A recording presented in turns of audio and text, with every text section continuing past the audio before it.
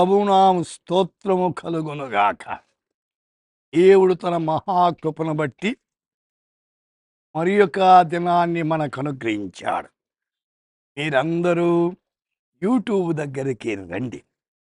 మీరు మాత్రమే కాకుండా మీ స్నేహితులకు, బంధువులు చెప్పి ప్రేరేపించండి. ఇది కూడా ఒక రకమైన సేవ.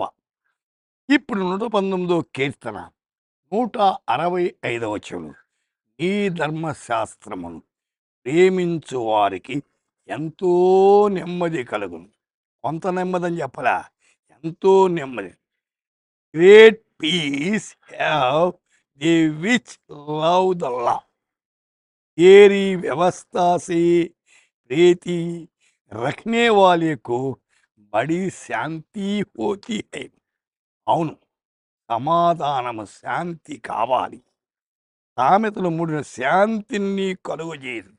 ఈనాడు అనేక కుటుంబాలు శాంతి లేదు, సమాధానం లేదు, నెమ్మది లేదు, రకరకాలుగా జీవిస్తున్నారు. అది చాలా అవసరమైనది. యెషయా 32:17లో నా జనులు విశ్రమ స్థలమందు, ఆశ్రయస్థానమందును, సుఖకరమైన నివాసములందు నివసించారు. అయితే విశ్రాంతి కావాలి, సుఖము కావాలి.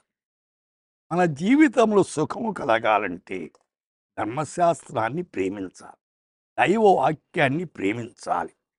సామెతలు 11 నీతిని విత్తువాడు శాశ్వతమైన బహుమానం పొందు. నీతి ఎవరు? యేసే.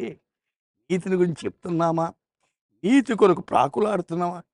నీతి కొరకు ఆకలి దప్పులు గలవారు ధన్యులు. యాకోబు 3:18 నీతి ఫలము సమాధానము చేయవారికి సమాధానము విత్తబడు. ఇక జీవిస్తాం, అనేకులు నీతి మార్గములు నడిపిస్తాం.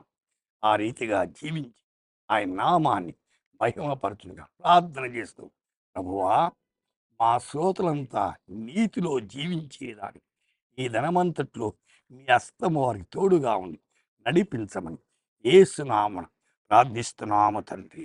ఆమేన్.